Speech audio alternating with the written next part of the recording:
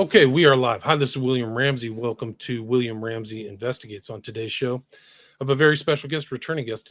His name is Walter Herbst. Last name is spelled Herbst. And I conducted 2 interviews with him in 2022, which was very fortuitous because I just reposted them without the knowledge that he had published a new book. So go back. I'll put links to the other 2 interviews we did, and they were very well received. They're both great books. It's a 2-part book or volume book, and the full title is "It Did Not Start with JFK." Volume 1 is the decades of events that led to the assassination of John F. Kennedy, and then there's a volume 2 as well. They both have separate titles, which I don't have at my disposal. But his new book, if you're watching this on Rockfin and Rumble and Twitter or X, you will see the new cover. And the full title of this book is Last Resort Beyond Last Resort: The JFK Assassination, the Need to Protect West Berlin, and Why a Second Invasion of Cuba Never Happened. Now, these are topics that are usually not addressed in by other JFK assassination researchers, which I've had many on. I'm close to like 25 different JFK researchers. And I was talking with Walter in the pre-show about all that's happened this year with the JFK. So I think this book is very timely, but he can talk more about that. So Walter Herbst, welcome back to the show.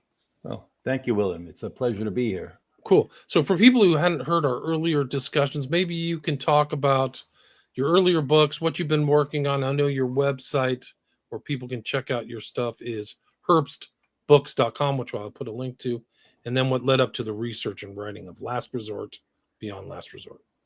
Sure.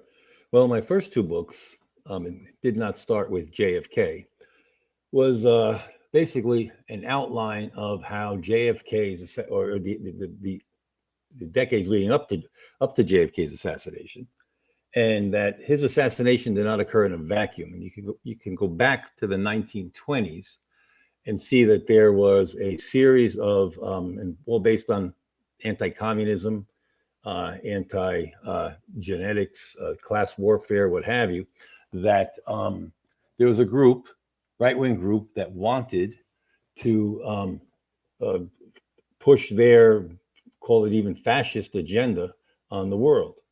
And it's through the 1930s, 1940s, 1950s, it all built up to the JFK assassination. So when I got to this next book, I was going to write a narrative about the JFK presidency and the assassination, which Last Resort Beyond Last Resort is. And by the way, the title Last Resort Beyond Last Resort comes from William Harvey, who was the CIA's head of assassinations in the late 50s, early 60s. And he called assassination last resort beyond last resort, that you had to exhaust all other alternatives before you even considered assassination. And they did consider assassination. In this case, JFK, they did. Okay, so as I was researching in the assassination and the Kennedy presidency, and the Kennedy presidency is fascinating because even before JFK was elected, when he won the election, Bobby Kennedy was already meeting with Russian intelligence operatives, and he did so through the entire JFK presidency, including during the Cuban Missile Crisis, complaining, or basically almost in tears, that doesn't Khrushchev understand what his brother is going through, that there are people who want to take over the government, what have you. And Khrushchev couldn't understand it. But anyway, so it's just fascinating how that the CIA had to have known this. And the Kennedys were a little bit naive at times in thinking that they could just do stuff like this without anybody knowing about it. Then throughout his presidency, JFK was at war with racist and anti-communist right-wing radical hate groups in the United States who despised him because they considered him a communist in place. And there's nothing he could have done to try and alter what they thought. And, it's well documented. You had the mafia who was upset because Bobby was going after them, even though Joe Kennedy their father had promised the mob that Bobby would leave them alone. and they used various beautiful women to try and blackmail the Kennedys and what have you. JFK fought the Joint Chiefs over Laos, Vietnam, Indonesia, Berlin, and all they wanted to do was really drop bombs on the Russians or the Chinese. They were ready to do that. Figured at some point we're going to have to do it. We might as well do it when we had an advantage. So anyway, as I was researching, and Cuba's always ground zero in Kennedy assassination discussions, and rightfully so. Everything centered around Cuba. But I came to the realization after just for a few years investigating this, that Berlin constantly came up. JFK, Khrushchev, the Prime Minister of England, Harold Macmillan. It was always, what happened if we do this in Cuba, they'll tell the Russians will move it to West Berlin, and which could have led to World War III. Khrushchev similarly was looking at it and saying, well, if we move take West Berlin, then Kennedy's going to take Cuba. So anyway, I think I'm the first person who has really looked at Berlin and just recognized that this was an important part of the JFK assassination discussion, that it wasn't just about Cuba. And in 1963, everything came to a head, right? Especially, it started with the missile crisis when it was over. Right. Right, and that seared, I think, Kennedy and Khrushchev, that it scared them, Kennedy in particular, right? And it's well documented how Kennedy then in the 1960s was trying to normalize relations with Castro through a reporter named Lisa Howard. And he gave his famous American University speech where he talked about we all cherish our children's future, and still relevant to this day, Walter. Still talking about peace, talking about Russia.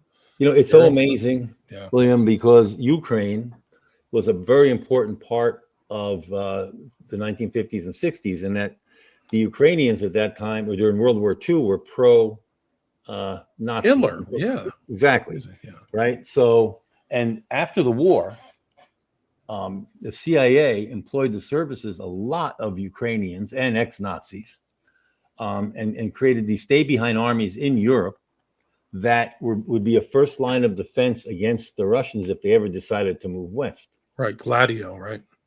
Correct, Operation Gladio. Now, that's why Putin today is still calling Ukrainians Nazis. Yes. And he's tracing it back to that. And Banderist, he calls them and stuff. Yeah. So now where we were worried about the Russians moving west and not having the manpower, say, to stop the Red Army, the Russians have always worried about Western Europe, or include the United States in that, wanting to march east and take over Russia. And so that's really, in my opinion, the big part of the motivation of why he went into Ukraine in the first place. And you could argue that Poland might be next. So yeah, the more things change, the more they remain the same. I mean, nothing really has changed. It really hasn't. We're still fighting over this. Kennedy was 60 to 63. It's literally 60 years later. You're still fighting. A lot of people in the JFK assassination, or a lot of Americans, don't know about JFK's defense of Berlin and West Berlin, and his speech. The speech there is often overlooked. Maybe you could talk about that history and what happened. I think that was in 61. No, that it started 61. In 50. Okay. I think 61 is when the wall was built. Okay. And I think it was in 63 that he went to Berlin, where he said, Ich bin ein Berliner. Right. I am a Berliner, meaning we stand in solidarity with you. We're going to protect you. But Kennedy sometimes said things publicly and privately were different, because they had discussions about is Berlin, if we sacrifice Berlin and let it go to the Russians, is that the worst thing? Now, in case your listeners aren't 100% aware of what was happening, after World War II, they divided Germany into sectors. They divided Berlin into sectors, 4 sectors. And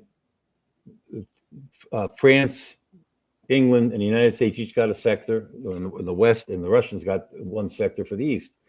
But it was all surrounded as part of East Germany.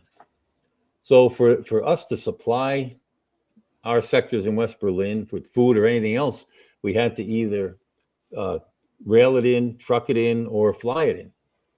And Stalin actually put a embargo basically on, or wouldn't allow us to fly in or travel, or excuse me, to travel in. We had to fly in all supplies. The roads were blocked off, and that was the Berlin Airlift, right? The famous Yes. airlift. Yeah. So that lasted, I think, for about a year and a half or so. But anyway, so it was still a hot button topic as far as, are we being held hostage by this West Berlin?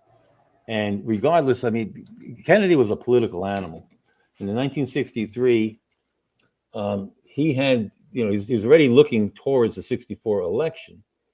And Cuba was a major part of that, because even though he received a lot of credit for the missile crisis, there were those who really questioned if we did the right thing, because some people thought it was the opportunity to invade Cuba and get rid of Castro, which would have been a mistake, but at the time they didn't know that. So Cuba was still, he thought he had to do something about Cuba, and especially then, right, part of the deal was to remove the missiles from Cuba and to have the UN verify that they were removed by inspecting the sites. And Castro would not let them in. So, I mean, people were looking at this and saying, wait a minute. Meanwhile, Kennedy agreed to remove missiles from Turkey. And then he unilaterally then also removed missiles from Italy. And meanwhile, we're thinking that the missiles are being removed from Cuba, but we're not allowed to verify.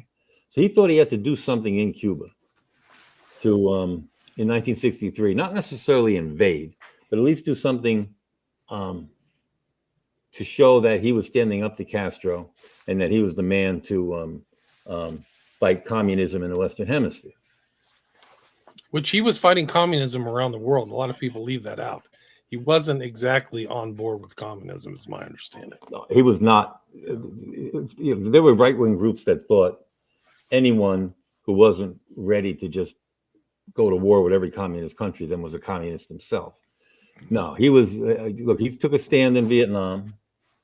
He took a stand in Indonesia, Northern Africa, for sure, because Northern Africa was a really hot region at the time during his presidency, because European colonialism was coming to an end, and all of these nations that were never independent were being granted their independence. And it was, as we know today, same thing as you say, things never change. The oil was even more important then than it is today. And so the Russians and the Americans were looking to say, ingratiate themselves with all of these new countries. And, sometimes it was the highest bidder would get the backing of either the United States or the Soviet Union. So it was important, very important. Yeah, very important. So he's sometimes they narrow down Kennedy just to like Western Hemisphere, Northern America, but much broader things going on in East and Berlin, and it coincides with the strange movements of Lee Harvey Oswald across the so-called Iron Curtain, right? Yeah. So Oswald's he's an interesting guy, right? So Oswald, so-called defection, his defection was a CIA operation, maybe naval intelligence, but it was certainly a U.S. intelligence operation. Okay, and there's things that happened while he was behind the Iron Curtain that just defy logic. I mean, he is in contact with people from the West. I mean, it's not direct, but it's indirect. He's photographed over there, and somehow those photos wind up back at the CIA. His notebook's interesting. In his notebook, he has a notation for Boris Pasternak, who is the author of Dr. Zhivago. And so he has Pasternak's address. And Pasternak at the time was like, he was like under house arrest, because Pasternak allowed his novel to be smuggled out to the CIA in the West, and which the the Soviets did not want that book released because it did not put communism in a favorable light. And so somehow Oswald has his address, name, address, a time of to meet, and all of this. And so what's interesting about that too is, so when Pasternak dies, there's a woman named Priscilla Johnson who spends a lot of time at his funeral with the people there, what have you. Now, Phyllis Johnson was a CIA operative. Okay, now she also, keep in mind that when Francis Gary Powers' U-2 plane was shot down in May 1960, that's only like 6 months before the 1960 election that Kennedy won. So it was very much on the minds of everyone at the time when Kennedy became president. And when Kennedy became president, he wanted desperately to meet with Khrushchev, which they wound up doing, and he got blasted by Khrushchev. But he wanted to correct the wrong that he thought Eisenhower did with the U-2 flight, because Eisenhower and Khrushchev were going to meet to discuss a possible nuclear test ban treaty, and then Khrushchev just called it off. They met in France. Khrushchev just ranted and raved, as he was prone to do, and then walked out. So Kennedy was going to fix that. Now, when the U-2 went down, U-2 flight, Priscilla Johnson was a reporter undercover in Moscow, and they called her and they kind of dragged her into the big hall where they were going to announce what happened, and they put her up on the stage, and I think it might even have been Khrushchev's son-in-law, but I'm not 100% sure. But anyway, they kind of humiliated her, and they may have known what she was, and that's why they picked her out. So what makes her important, though, is so when Oswald comes to Moscow, he's staying in the Metropole Hotel. He's waiting for them to decide, can he stay or not stay. He gets interviewed by Aline Mosby, a reporter, who says he's 5'9". No big deal, right? So a couple of days later, Priscilla Johnson interviews Oswald, and she says he's 5'11". And it doesn't seem like that should be that significant, but it is, because when Oswald left the Marines, he was measured as 5'11". His passport said he was 5'11". When he applied to Albert Schweitzer College, which he did while he was still in the Marines, he gave his height as 5'11". But the man who shot Kennedy, or who was shot by Ruby, was 5'9". Wow. And after he returned from Russia, every time he applied for a job interview, he gave his height as 5'9". The only time he ever said he was 5'11" was when he had to reapply for his passport, and that height had to match the first one. Now, there's no shrinking Oswald, and there's some people that think an imposter was there. I happen to think that he was always 5'9". They doctored his info when he left, and they wanted to create the illusion that he was killed by the Russians and came back, which made him the perfect patsy for the JFK assassination. Because you could really make it appear, if you wanted to, like Oswald was 5'11", went to Russia, came back as 5'9", and then was accused of killing the president of the United States. So Priscilla Johnson was the one that saved the day with the 5'11". Is Priscilla Johnson the same as Priscilla McMillan Johnson? Yeah. Okay. She married a guy named McMillan later. And her stuff came up in these recent JFK drops as an asset. Like, there was other information before that, but like she put out, I think it was Marina and Lee, this almost War and Peace size book. People don't know this, like 800 pages, right? Written by a CIA agent asset. And I think she knew Oswald before November 22nd, 63, right? Yeah. So that's what you said, right? No. Right. She interviewed him at the Hotel Metropole in Moscow. Wow, amazing, yeah. But there's more to it than that, right? Well, first of all, Priscilla had tried to get into the CIA in the early 50s and was rejected because she was called herself, she was a World Federalist, which was synonymous with being a Marxist or a communist. But she wasn't the only one. A lot of people at the time, Russia had been our allies during World War II. And so a lot of people assumed that would continue, and they were looking at a kind of like a new world order of everyone kumbaya gets along. But she, in her own words, she said, well, eventually I grew up when she started seeing what the Russians were like, the communists. And so she, they made up a new bio for her. She got into the CIA, and Cord Meyer, right, whose wife, Mary Pinchot Meyer, was JFK's girlfriend and would be shot and killed in 1964 on that path along the canal. In Georgetown, right? Yeah, right. So Cord Meyer similarly came out as a World Federalist, had dealings with the communists, realized that they were up to no good, and then he switched, became anti-communist big time. So he got Priscilla into the CIA. Now, after the assassination, you talk about me and Lee, or it's Marina and Lee, I believe, is the book. Yeah, you're right. So Priscilla wrote that, but she sat on it for 7 years after she wrote it. Didn't release it, and it's fiction. A lot of it's fiction. Now, her husband, Macmillan, knew George de Morenscheidt, Oswald's buddy. In fact, he spent time at his house and everything else. And Priscilla, and when Stalin's daughter Svetlana defected to the United States, who wrote her biography? Priscilla Johnson. Wow, there you go. And she stayed with Priscilla's parents, and of course, Priscilla was probably staying there at the same time. So anyway, as far as Oswald's defection, there's so much, and a lot of it's covered in my book, is that he's like handled, and so is Marina, from Russia to the United States, because that was Priscilla Johnson Macmillan's claim to fame, is that she knew Marina firsthand and lived with her, spent time with her, so she had very intimate knowledge. Yeah, she did. I mean, they were like babysitters, and then Ruth. I mean, and when one person ended, another person like Ruth Payne took over and babysat Marina. And Oswald had similar people looking over his shoulder, watching out, including Payne, Ruth Payne too. Yeah, including both him. of them. Wow, yeah, wow, amazing. Yeah.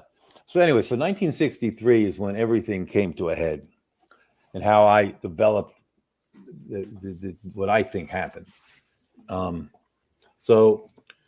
you go ahead. I'm sorry. No, go ahead. No. Well, I was going to say, you mentioned an interesting guy. His name is Richard Nagel.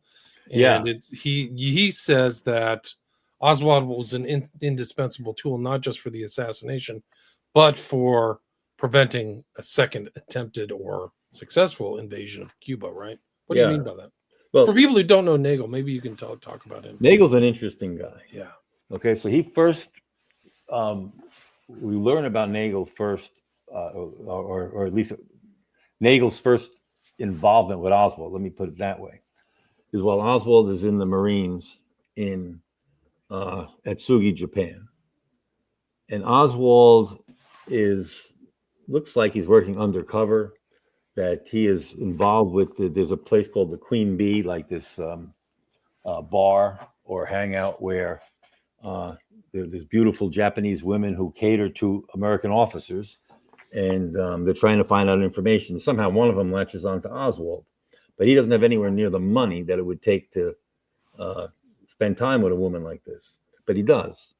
So something's going on, and Oswald eventually goes to the Russian embassy in Tokyo, and he wants to talk to a Russian officer named Narashkin. And according to Nagel, he accidentally bumps into Oswald outside the building and sees him and doesn't know what's going on, why he's there. But it doesn't make any sense. Most likely, Nagel was either assigned to follow Oswald, watch Oswald, who was working with Oswald. And I say that because then in 1963, in the spring, Nagel he worked for the CIA. He worked for an organization called FOI. He was a Korean War veteran. FOI was in Southeast Asia, and he's just involved in a lot of different things. And he's a U.S. intelligence operative. And he's working for the CIA in 1963, and they send him to look into anti-Castro Cuban groups in the United States that were very violent, sabotage against Castro, the mainland of Cuba, what have you. But at the time, Kennedy now had put the kibosh on these groups. Post-Cuban Missile Crisis, he wanted to end mongoose. He wanted to stop all these groups from invading Cuba, and realized that there's a lot of sensitivity here. It could motivate the Russians to take West Berlin. It could create a problem in Cuba. He's looking to just diffuse all of this situation. Well, in conjunction with Nagel investigating these groups for the CIA, he also investigates Marina and Lee Harvey Oswald in Dallas, which is kind of odd, right? Yeah. And so this is like April 1963. So the interesting thing about it is that Nagel would say later that Marina wanted to leave Oswald, which no one other than Nagel has ever really said that. So how he knew that? I mean, now she may very well have wanted to leave him. There's talk about her going back to Moscow, but that was, according to the official record and Marina's testimony, it was Oswald who wanted her to go back, not her. Right. So, but after the assassination, the FBI spent, I think it was 2 or 3 hours interviewing Marina. And so would the FBI sit down with Marina and say, after 10 minutes, realize she knows nothing, they would leave? To sit there for 2-3 hours meant there's more to Marina's story than meets the eye. Now, Nagel took himself out of circulation, just to fast forward to September 1963, 2 months before the assassination. He walked into a bank in, I think it was El Paso, it doesn't matter, someplace in Texas. And he handed a note to the teller, something about, bank robbery, took a couple of shots into the ceiling, put the gun away, and then just sat down. He wanted to be incarcerated. He knew what was going down. And in that same month prior to that, he had told Oswald he's the patsy being set up for this assassination. Wow. Okay, now what's interesting is Marina was interviewed by another author years ago. And I can't remember the fellow's name right now, but it's not that important. What is important is that they were talking about, Oswald and what have you, and she said that her husband was not a criminal. Something like he never robbed a bank that day, something like that. Well, the only person we know of who was attempted to rob a bank was Nagel, the guy that the FBI spent 2-3 hours talking to her about. So we wonder, was there some kind of relationship between Nagel and Marina? We don't know. But anyway, so Nagel is in the middle of everything. Yeah. Right. And in the summer of 63, he was involved. He had infiltrated Alpha 66 and these groups, and he was in Mexico. And Oswald was allegedly there at the same time. Now, we know Oswald in September was in Mexico City, but there's evidence pointing towards him being in Mexico in the summer of 63 with Miguel and all of these other Cuban exile groups. So it is remarkable. Like Nagel is also, I think he was in special forces or something going on with maybe Korean War. That's right. Just a really remarkable guy. But why do you think that this? So once the killing of Kennedy and the framing of Oswald, that was kind of expiation for the Cuba adventure, like that was it, and that sealed kind of anybody's interest, Mongoose and Harvey and all these other characters, from wanting to go back to Cuba. Is that correct? Well, I think the CIA themselves, there are a lot of people that thought it wasn't worth the effort, that Southeast Asia is where we should be, that Cuba was not a threat. All right, people say, well, it was whatever it is, 90 miles from the coast of Florida, but it also meant we could keep an eye on it. And it's been 60 years that we've never had one that I know of problem with Cuba. I mean, minor stuff, but I mean, as far as being a major threat to the United States, there's zero in 60 years, right? So anyway, what happened in 1963 was this, and where it all kind of came together. So you had, like I said, JFK cracking down on these right-wing exile groups who want to launch these sabotage raids against Cuba, try and assassinate Castro, whatever. And he's arresting them. He's arresting guys from Alpha 66. He's arresting American mercenaries like Jerry Patrick Hemming, Frank Sturgis, who work with them. And he's just wants to stop that. But meanwhile, has Bobby, his brother, in charge of Operation Amworld, which is an invasion of Cuba, but it's more of a left-wing type Cuban exiles that the Kennedy administration approved of. So, and they're working with the U.S. military, and the idea is that at the end of 1963, at some point, they're looking to do something in Cuba, and they're looking to train Cuban exiles in Nicaragua, and so this is in the works. So now, while this is going on, there's a fellow, Paulino Sierra, comes out of virtually not nowhere, but just. Well, Paulino Sierra was in Batista, who was the president that Castro overthrew, and he worked in his government, and he was more on the right-wing Cuban exile side, and he started putting together a coalition of right-wing Cuban exiles, like in opposition to Amworld. Okay, so now this right-wing coalition is backed by the mafia financially, is backed by oil men, big business, and so their objective is to also invade Cuba, but instead of Amworld. At least that's what it seems like. I think some of the Amworld Cuban exiles were crossing over to be on his side because it was more likely that they didn't trust the Kennedy brothers.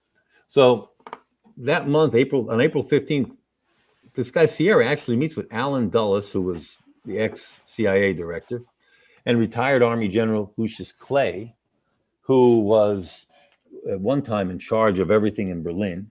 He was the architect of the Berlin airlift. And at this time, he's representing a board of directors and what have you, a lot of large corporations. So this group is looking, by the end of the year, to invade Cuba also. And there are members on the right-wing Cuban exiles that are talking about, and they're on record, we'll be in Cuba once we take care of Kennedy.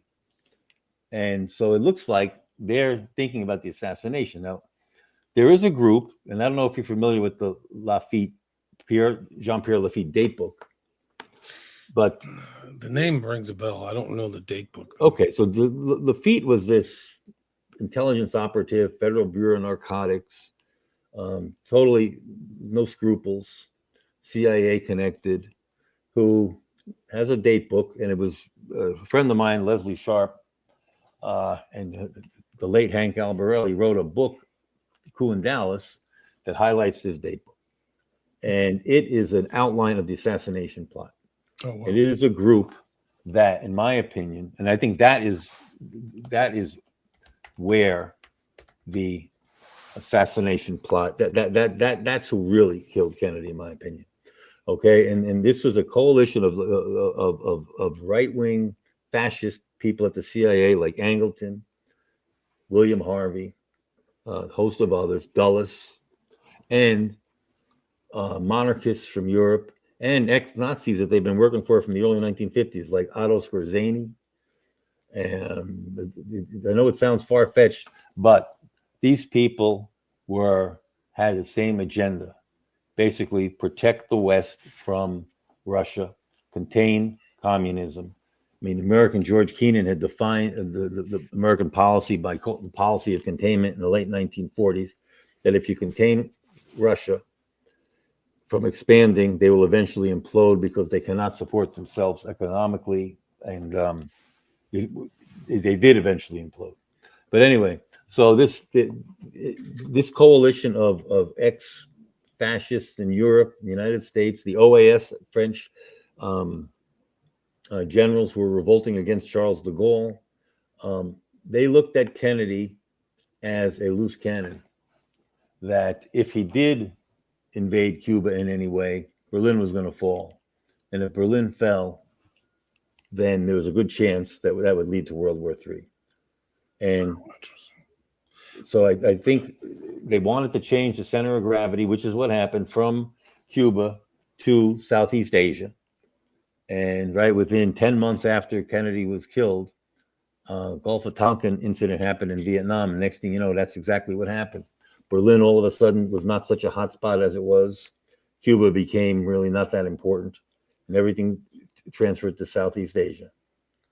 Wow, incredible. And what's Scorsese? I mean, we know he was in Spain running kind of a bunch of Right. guys after. I mean, how did he make it to becoming involved in the JFK assassination? Well, Scorsese, Hans Rudel, Gellin, there were these ex-Nazis that, and not to mention others, scientists and what have you, Operation Paperclip, that the United States embraced, CIA and the military. They had a lot of information about the Russians, about their intelligence network, their military capabilities, and so they worked with members of the CIA who were. Remember, a lot of these people were like Harvey was chief of station in Berlin. Angleton was in Italy at the end of World War II. These people were Dulles was in Switzerland. Close friends of Galen too, personal friends. That's right, exactly. So these people were really they weren't pro-Nazi, never. But what they did was look at the Nazis or ex-Nazis as they were fascists, but compared to the communists, they were the lesser of two evils. So they were, right from the early 1950s, there were operations that they worked together. And in Madrid is where Scorsese went. You have Charles Willoughby, who was McCarthy's. Right. He was. That's it. Wow. Right. So he was McCarthy's intelligence, head of intelligence for MacArthur in the Asia during World War II, during the and Korea. So he becomes a big. He was a fascist.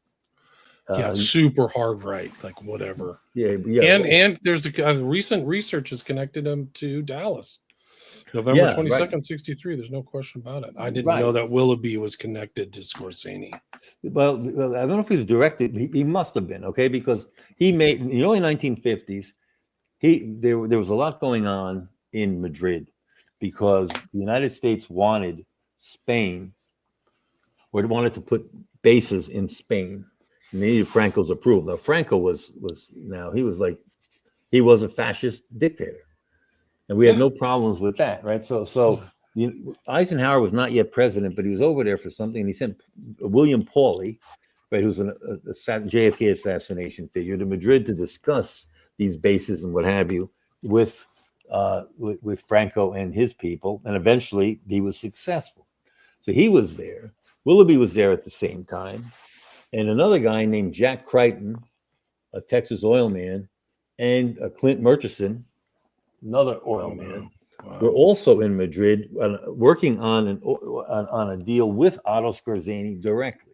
Wow. Okay, see, I never knew that. That's now Scorsese has his own. He's putting together a 200,000 man army, a Gladio type army, to hold back the Russians, made up not of ex-Nazi collaborators and ex-Nazis from Germany, and so there was a definite justification for these various groups to come together, not with the JFK assassination in mind, but they were all looking to fight to protect Western Europe and fight against communism. Right. And Angleton in Italy, he was like in the middle of everything, right? So a lot of these guys are Knights of Malta. Do you know that Dulles and Galen are both Knights of Malta? Yeah. I don't know if Angleton is, but you're right. I thought I saw him on a list, but I know that those two. Galen, there's a picture of Galen wearing his Maltese cross. So that's probably another tie between these. This is Christian, anti-communist. Exactly. Tied in the wool, yeah. Keep in mind that right after World War II, Italy in particular was really frightened, Pius XII, of communism and losing the election to the communists. Yeah. And so that's how kind of Gladio started, and the CIA got involved there, and in France of trying to suppress communism, which they did. And there was just a natural coming together of people like Skorzeny. And they had, you were supposedly denazified, right? If you went through some kind of a program and all of a sudden you're no longer a Nazi. They washed you, yeah. Yeah, Have exactly. Have you ever seen clips of Skorzeny's funeral?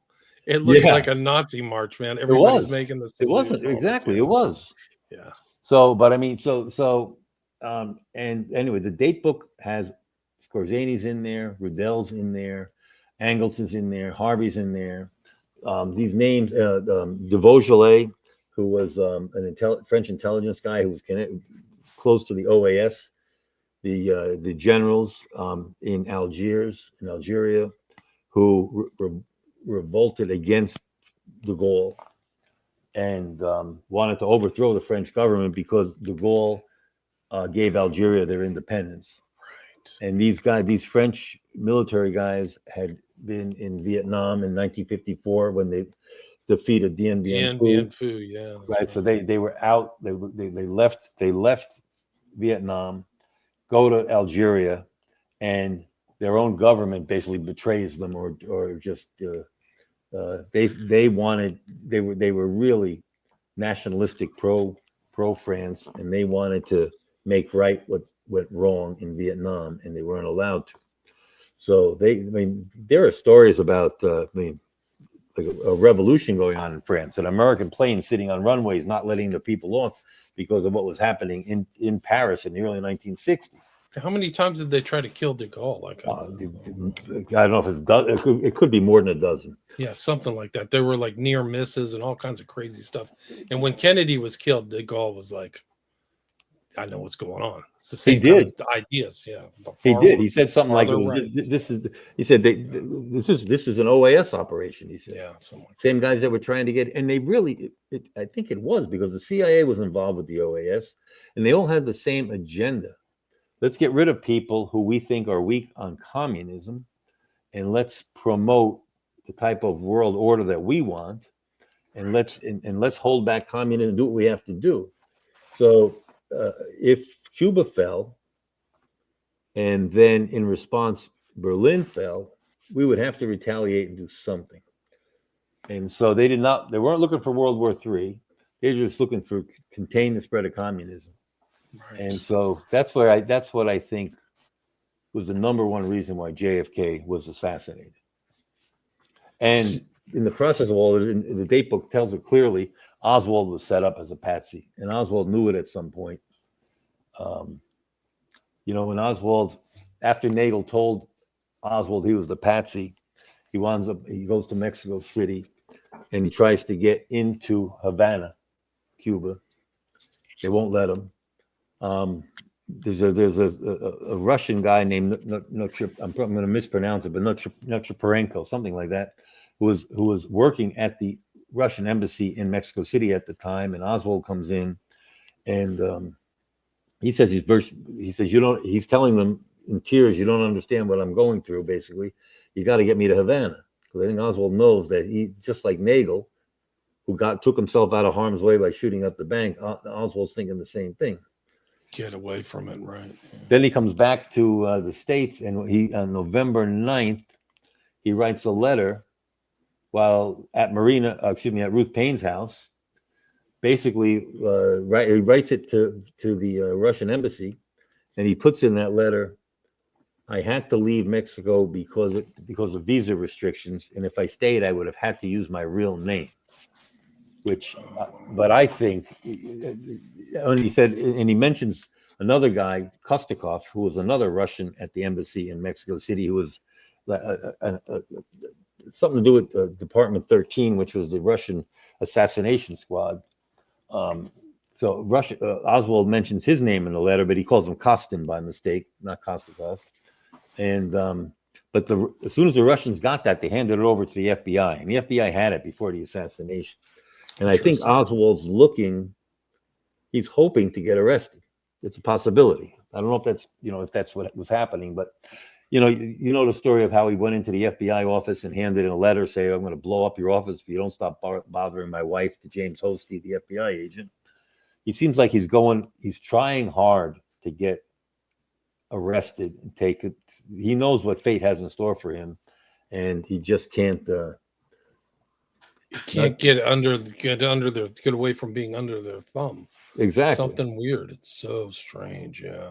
It is. They're just surrounding him, holding him. Dear Mohrenschildt and Payne. You know, Payne's best friend was a woman by the name of Bancroft who worked directly under Dulles in Switzerland. Not just, he was Bancroft was Dulles' mistress. Yeah, something like that. It's like super close.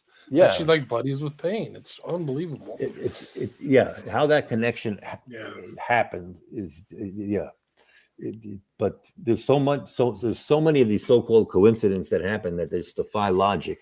That you put them all together, it's just impossible that there isn't some kind of backstory to all of this. Right. I mean, but it goes back to Europe. It goes back to Berlin. I mean, it definitely is part of this. All these guys are overlapping. The guy who did the Berlin airlift, whatever you mentioned. Lucius Clay. Like in Willoughby, you can't leave Willoughby out of this. I don't know if you've heard of James Day, but he traced it was kind of a laundry truck. Like it looks totally innocuous, but the ownership tied back to Willoughby, the laundry truck in Dallas on November 22nd, 1963 was a holding company owned by Willoughby. Like, wow. Like stuff. Yeah. Like, I mean, it just, you get more and more pieces of the puzzle. And one of the Nagel book, I forgot who the author was, but the title of the book is perfect, which is The Man Who Knew Too Much, right? Oh, Dick Russell's book. Dick Russell, thank you. Yeah. Yeah, it's a great book. Yeah. And so I mean, it's the thing that always bothered me and how I got again with this Berlin angle is why didn't we invade Cuba after the assassination? Because here's what we knew about Oswald, right? We knew he defected to Russia. We knew he was, let's forget what we know today. Think about 1963. We know he defected to Russia. We know he was a communist. Comes back to the United States. He contacts the Fair Play for Cuba Committee, a pro-Castro group. Right. He moves from Dallas to New Orleans, and he's arrested. But he starts handing out flyers on the street, pro-Castro flyers. He gets arrested in that Carlos Bringuer incident and winds up going to court over it for an altercation related to handing out pro-Castro information. He gets onto a radio somehow. The guy is only 23 years old, right? So yeah, dead at 24. Unbelievable life for such a young person. Yeah. Exactly. So he gets onto this debate with Ed Butler and Bringuer, where they expose him as a communist on the radio in New Orleans. He again gets videotaped handing out these flyers again. He goes to Mexico City. We know that he tried to get, and they knew it at the time, tried to get to Havana, Cuba. He writes that letter that I described to you about talking about using his real name if he stayed in Mexico City, so he had to come home. He drops off something saying he's going to blow up the FBI building. Then when he's dead, they measure him. They find out he's 5'9", and Oswald is 5'11". This bothered Richard Helms of the CIA so much that he wanted to exhume Oswald's body to see who was really buried there, and they shot him down. But so that eventually happened. Didn't he eventually get years later? Yeah. There's a guy named Eddowes who wrote a book about Oswald and the height discrepancies, and he got a hold of Marina, and they did exhume the body. And it turned out to be Oswald there, because I think it was always the same guy. The 5'11", 5'9" was not a change, but whatever. But anyway, getting back to my point though, all of this information they had about Oswald, Cuba, defection, connections to Castro potentially, they had handed to them on a silver platter what they had wanted to do since the day Castro took over in Cuba on January 1st, 1959. They could have invaded, they could have killed Castro, they could have gotten rid of him, and they would have been justified in doing so. Okay, they could have gone to the Organization of American States in South America and Central America. Here's why we have to do this. Here's the evidence. No one would have criticized them for doing it, and they did nothing. So there had to be a reason they did nothing. And I think the reason is Berlin, that there was more to this. They realized there was more to this than just little Oswald. And so they let that go. The Warren Commission then was called in to not tell us the truth, but to just hide the truth and just whitewash the whole thing and just blame Oswald as the lone assassin. Yep. 10 months later, we're in Vietnam, and then we're there until 1972 or thereabouts. Yeah, almost 10 years. Yeah. Yeah. A disaster too, just a catastrophe. Catastrophe for the U.S. also for the Vietnamese, really Southeast Asia actually, but Vietnam and just Cambodia, Laos, the whole region. Yeah. I mean, and even if you go back to the Korean War, we basically destroyed Seoul. The whole place was just like every building was blown away in Korea or some crazy stat. Like exactly bombed and nothing. Exactly, but they were, this is collateral damage. The key was to just contain the spread of communism, and people get hurt in the process. Well, you had generals throughout the Cold War, 50s and early 60s, admitting that we're going to bomb with nuclear weapons Russia. And yes, we understand that 10 million Americans are going to die, but that's just the price we're going to have to pay. Right. They're thinking about that today, too. It's crazy. It's Dr. Strangelove all over again. It is. There are people who look at it and say, you know what, we might as well, if we can get in the first shot, we're going to pay the price, but in the long run, we'll be better off. And I don't. It's just, they're talking about destroying a whole country, tens of millions of people. It's off the charts. It's off the charts. Exactly. That anyone would even, it's you have to be insane. Yeah, it's madness. It's great to talk with you again, Walter. Congrats on the new book. People check it out.